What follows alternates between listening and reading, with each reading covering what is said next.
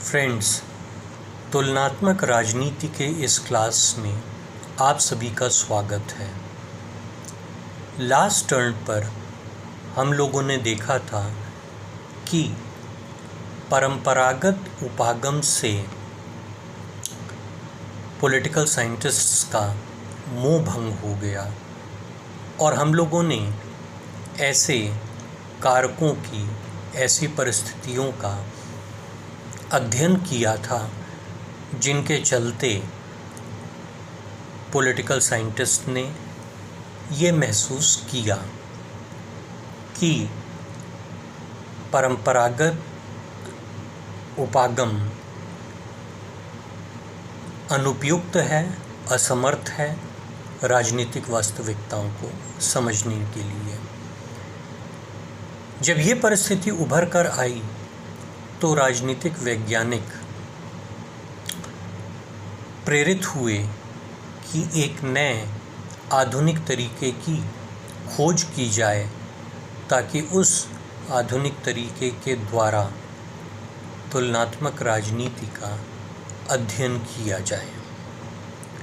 तो आज हम देखेंगे कि जो आधुनिक तुलनात्मक राजनीति है उसकी क्या विशेषताएं हैं और वो कौन से महत्वपूर्ण बिंदु हैं जिन पर आधुनिक तुलनात्मक राजनीति या आधुनिक उपागम परंपरागत उपागम से भिन्न है। सर्वप्रथम तो ये है कि आधुनिक तुलनात्मक राजनीति में सिद्धांत निर्माण या थ्योरी बिल्डिंग की प्रक्रिया को अपनाया जाता है। आधुनिक तुलनात्मक राजनीति का विषय क्षेत्र बहुत विस्तृत हो गया है। अध्ययन में पश्चिमी राष्ट्रों के अतिरिक्त अन्य राष्ट्रों का भी अध्ययन किया जाता है।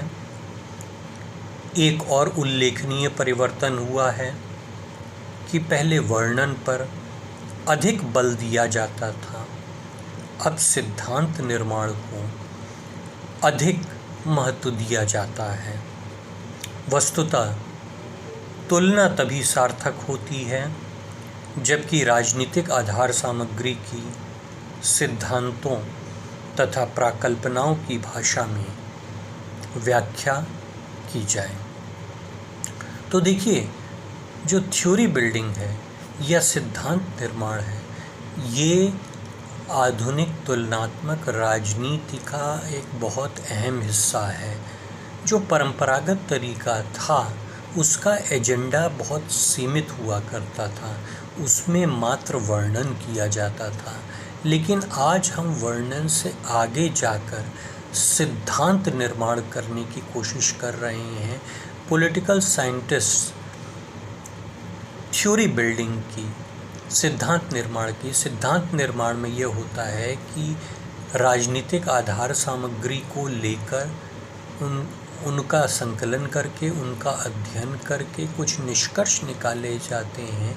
और निष्कर्ष कुछ इस प्रकार के होते हैं कि जब ये घटनाएं होती हैं तो उसका जो है ये रिज़ल्ट होता है। तो इस तरह की जो थ्योरी बिल्डिंग है, इस तरह की थ्योरी बिल्डिंग या सिद्धांत निर्माण आज आधुनिक तुलनात्मक राजनीति का एक महत्वपूर्ण अंग है।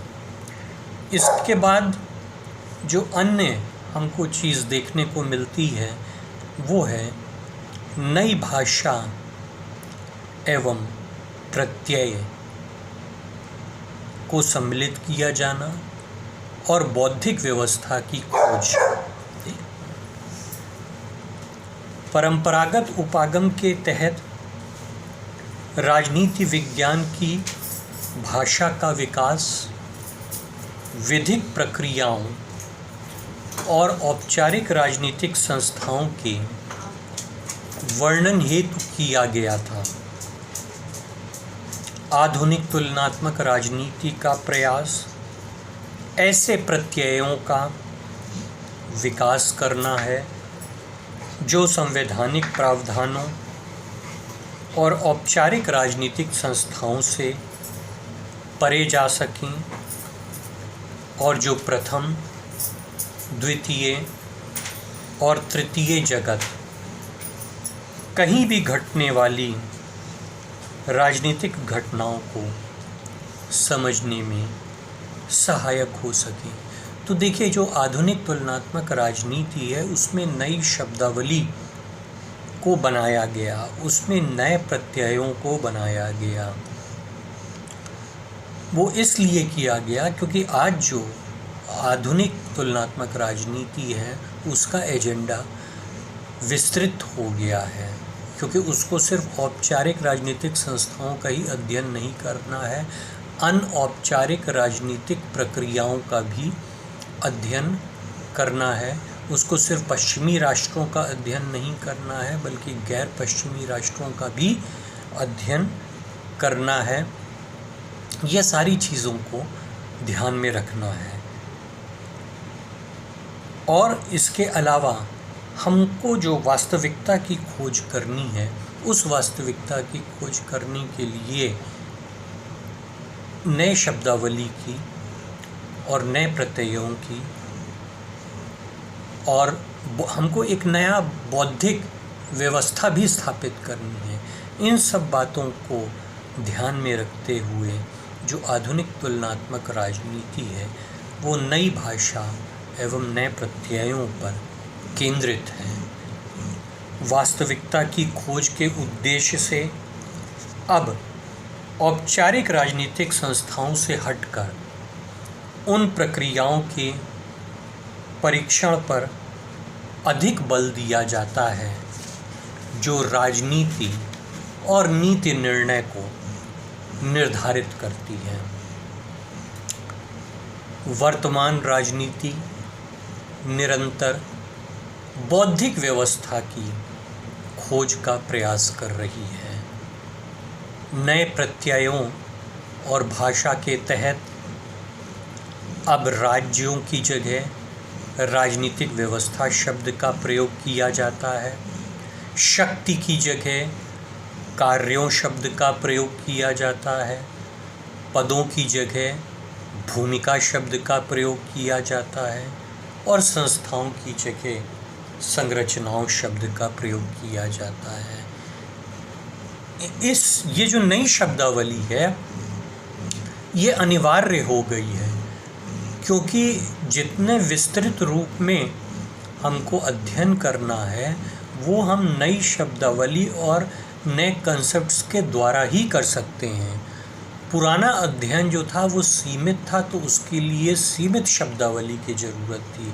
नया अध्ययन, आधुनिक अध्ययन विस्तृत है, इसलिए नई शब्दावली और नए प्रत्ययों की हमको ज़रूरत है। इसके अतिरिक्त जो अन्य महत्वपूर्ण जो विशेषता है आधुनिक तुलनात्मक राजनीति की, वो है पद्धति विषयक संवेदनशीलता। आधुनिक तुलनात्मक राजनीति का एक अन्य लक्षण पद्धति विषयक संवेदनशीलता है। अन्य सामाजिक विज्ञानों ने पहले से ही इस क्षेत्र में उल्लेखनीय प्रगति कर ली थी और उन्हीं से विशेषकर समाजशास्त्र से तुलनात्मक राजनीति को प्रारंभ में अपने अध्ययन और शोध की पद्धति को परिष्कृत करने की प्रेरणा मिली। देखिए, ये जो आधुनिक तुलनात्मक राजनीति है ये पद्धतियों के अंतर्गत काम करती है। इसीलिए नई नई पद्धतियाँ, नए नए मॉडल्स का विकास किया है। उनमें से जो 2 मॉडल्स हैं उनका हम आगे चल के अध्ययन भी करेंगे। बहुत से पॉलिटिकल साइंटिस्ट्स ने बहुत से मॉडल्स का, बहुत सी पद्धतियों का विकास किया है। तो पद्धतियों के प्रति संवेदनशीलता ये आधुनिक राजनीति की एक विशेषता हो गई है। और ये जो पद्धति विषयक संवेदनशीलता है ये ऐसा नहीं है कि ये पॉलिटिकल साइंस में कोई हमको नई चीज़ देखने को मिल रही है, बल्कि पद्धति विषयक संवेदनशीलता ये पहले से चली आ रही है और इसका अन्य सामाजिक विज्ञानों में जैसे समाजशास्त्र इत्यादि में पहले प्रयोग होता रहा है और पद्धति होनी चाहिए, उसके प्रति संवेदनशील होना चाहिए, विभिन्न मॉडलों विभिन्न पद्धतियों का विकास होना चाहिए, उसके अंतर्गत अध्ययन होना चाहिए। ये जो सारी संवेदनशीलता थी वो पॉलिटिकल साइंटिस्ट ने अन्य सामाजिक विज्ञान खासतौर से समाजशास्त्र से सीखी। इसके अलावा पॉलिटिकल साइंस, आधुनिक पॉलिटिकल साइंस या आधुनिक तुलनात्मक राजनीति अंतर्विषयी हो गई है, इंटरडिसिप्लिनरी हो गई है। अगर आप पुराने हमारे लेक्चर्स को देखें तो हमने इस पर जोर दिया था कि जो अंतर्विषयी है या इंटरडिसिप्लिनरी है वो अप्रोच आधुनिकता की ओर हमें ले जाती है और वो हमारे अध्ययन को विस्तृत करती है और राजनीतिक वास्तविकताओं को खोजने में मदद करती है। यानी कि अगर आप पॉलिटिकल साइंस को एक डब्बे में बंद करके उसकी सीमा निर्धारित करके अलग थलग करके अध्ययन ना करें, बल्कि उसकी अंतर्क्रिया अन्य विषयों के साथ होती रहे, तो उससे पॉलिटिकल साइंस का जो विषय है उसका अध्ययन एनरिच हो जाएगा। और इसी के चलते हुए जो आधुनिक तुलनात्मक राजनीति है, जो अंतर्विषयी बना है, उसकी अंतर्क्रिया सिर्फ अन्य सामाजिक विज्ञानों से नहीं हो रही है, बल्कि उसकी अंतर्क्रिया अन्य प्राकृतिक विज्ञानों से भी हो रही है। तो राजनीति जो है वो मनोविज्ञान, समाजशास्त्र, मानव विज्ञान, अर्थशास्त्र, इन सब विषयों से तो लाभान्वित हो ही रही है, बल्कि प्राकृतिक विज्ञानों ने भी उस पर अपनी छाप छोड़ी है। जैसे कि अगर आप इस बात पर ध्यान दें कि गणित ने तो एक प्रकार से राजनीति विज्ञान पर आक्रमण कर दिया है और अब खेल सिद्धांत जिसको गेम थ्योरी बोला जाता है, पॉलिटिकल साइंस का एक महत्वपूर्ण सिद्धांत है, लेकिन ये मैथमेटिक्स से डिराइव्ड है, इसको गणित से लिया गया है और इसने राजनीति विज्ञान पर अमिट छाप छोड़ी है। इसके अतिरिक्त राजनीति आधार सामग्री का संकलन करना, यानी कि डेटा कलेक्शन, उसका अभिसंस्कार करना, यानी कि उसकी डेटा प्रोसेसिंग, इन सब का और उसका अभिसंस्कार करने के बाद निष्कर्ष निकालना, इन सब तकनीकों और उपकरणों का पर्याप्त विकास हो गया है। तो जो ये सब जो तकनीकें हैं वो एक्चुअली तकनीकें हैं किस विषय की? ये सब साइंस की, डेटा को कलेक्शन करना, डेटा की प्रोसेसिंग करना, क्वांटिटेटिव मेथड्स को अप्लाई करना, ये सब तकनीकें साइंस में अप्लाई की जाती हैं या इसमें विज्ञान में इनका एप्लीकेशन होता है। और आधुनिक राजनीति में हम इन सब चीज़ों को अप्लाई करते हैं, डेटा कलेक्शन को अप्लाई करते हैं, डेटा प्रोसेसिंग को अप्लाई करते हैं, क्वांटिटेटिव मेथड्स को अप्लाई करते हैं, यानी कि उन उपकरणों का जिनका कि साइंस में प्रयोग होता है, उन सभी उपकरणों को हम किस में अप्लाई करते हैं? पॉलिटिक्स के अध्ययन में अप्लाई करते हैं। तो लिहाजा हम पॉलिटिक्स के अध्ययन को साइंटिफिक बना रहे हैं, वैज्ञानिक बना रहे हैं। और वैज्ञानिक चूँकि हम बना रहे हैं, इसीलिए जो पॉलिटिक्स का विषय है उसके लिए उचित ही है कि हम उसको पॉलिटिकल साइंस की पॉलिटिकल साइंस के रूप में परिभाषित करें या पॉलिटिकल साइंस के द्वारा संबोधित करें, तो आधुनिक तुलनात्मक राजनीति जो है अन्य विशेषताओं के साथ साथ साइंटिफिक भी बन गई है। इसके अलावा आधुनिक तुलनात्मक राजनीति की एक बहुत बड़ी विशेषता है कि ये मूल्य मुक्त सिद्धांत बन गई है। आप ये देखिए कि मैंने आपको बताया था कि जो परंपरागत राजनीति है या परंपरागत उपागम है वो मूल्य युक्त हुआ करता था, यानी कि उसमें मूल्यों का समावेश हुआ करता था, वो वैल्यू लेडन स्टडी होती थी। लेकिन आज उसमें पॉलिटिकल साइंटिस्ट इस बात पर अपना सारा प्रयास केंद्रित करते थे कि चीज़ें अच्छी क्या हैं, चीज़ें बुरी क्या हैं, इन सारी चीज़ों पर वो अपना ध्यान केंद्रित करते थे। चीज़ों को वो अपना वैल्यू जजमेंट पास करते थे। लेकिन उसमें एक दिक्कत थी कि उसमें पॉलिटिकल साइंटिस्ट का अपना रुझान आ जाता था, इसलिए वास्तविक अध्ययन के मार्ग में वो एक रोड़ा हुआ करता था। परंतु वर्तमान राजनीति जो है, वर्तमान तुलनात्मक राजनीति मूल्य मुक्त सिद्धांत है।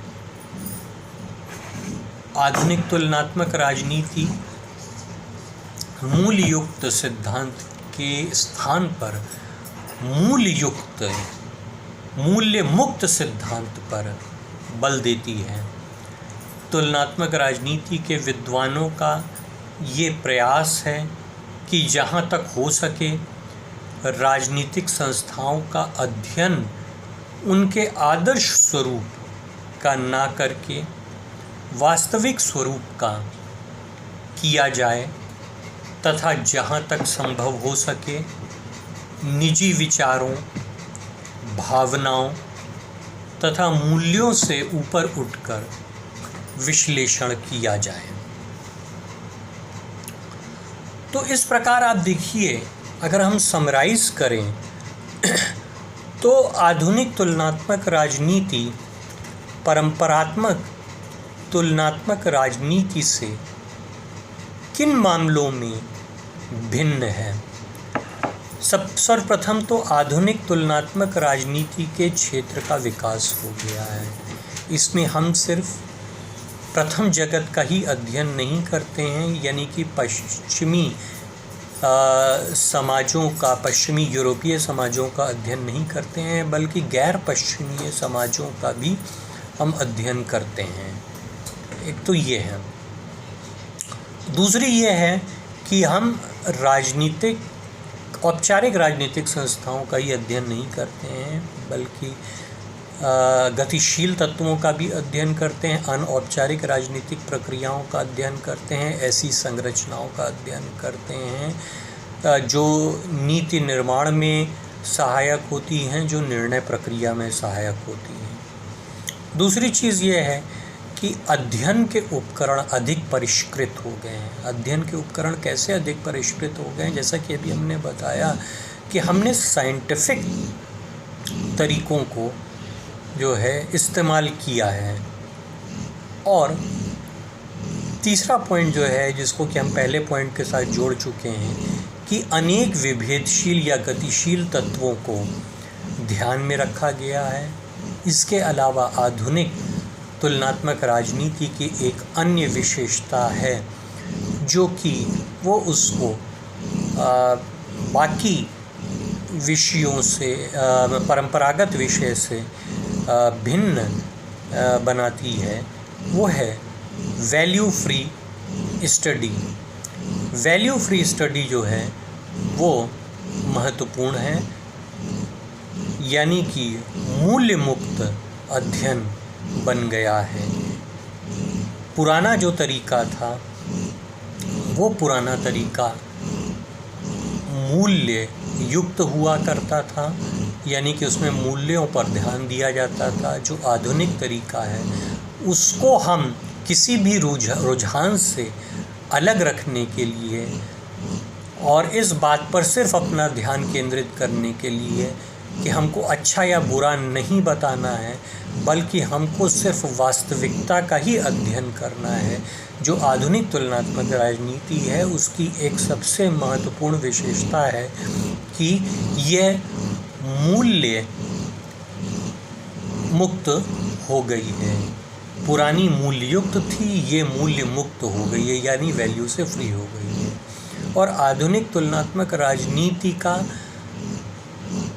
अंतर विषयी या इंटरडिसिप्लिनरी बनना, जिसमें कि वो अन्य विषयों के साथ अंतरक्रिया करती है, उसने इसका ज्ञानवर्धन ही किया है अंतर्राष्ट्रीय तुलनात्मक राजनीति का, और पॉलिटिकल साइंस के विषय को बहुत ही एनरिच किया है।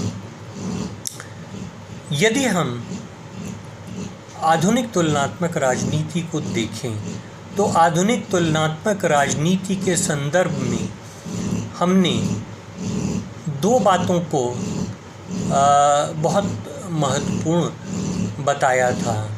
एक तो ये कि इसमें वैज्ञानिकता का जोर है, दूसरा इसमें पद्धति विषयक संवेदनशीलता देखने को मिलती है। ये पद्धति विषयक संवेदनशीलता बहुत महत्वपूर्ण है। इस पद्धति विषयक संवेदनशीलता को ध्यान में रखते हुए पॉलिटिकल साइंटिस्ट ने अपने बहुत से मॉडल्स डेवलप किए हैं और उन मॉडल्स के आधार पर जो है अध्ययन करने की कोशिश की है। यूँ तो विभिन्न प्रकार के नाना प्रकार के मॉडल्स का आधुनिक उपागम के अंतर्गत विकास किया है, परंतु जो दो मॉडल्स हैं जिनका अध्ययन आपको करना है, उसमें सर्वप्रथम व्यवस्था विश्लेषण उपागम है या सिस्टम्स एनालिसिस जिसको बोलते हैं। कभी कभी राजनीतिक शब्द भी इसके सामने लगा दिया जाता है और ये राजनीतिक व्यवस्था विश्लेषण उपागम भी बोला जाता है, यानी कि पॉलिटिकल सिस्टम्स एनालिसिस भी बोला जाता है। और दूसरा जो है वो संरचनात्मक क्रियात्मक उपागम है या स्ट्रक्चरल फंक्शनलिज्म अप्रोच है। ये भी बहुत महत्वपूर्ण है।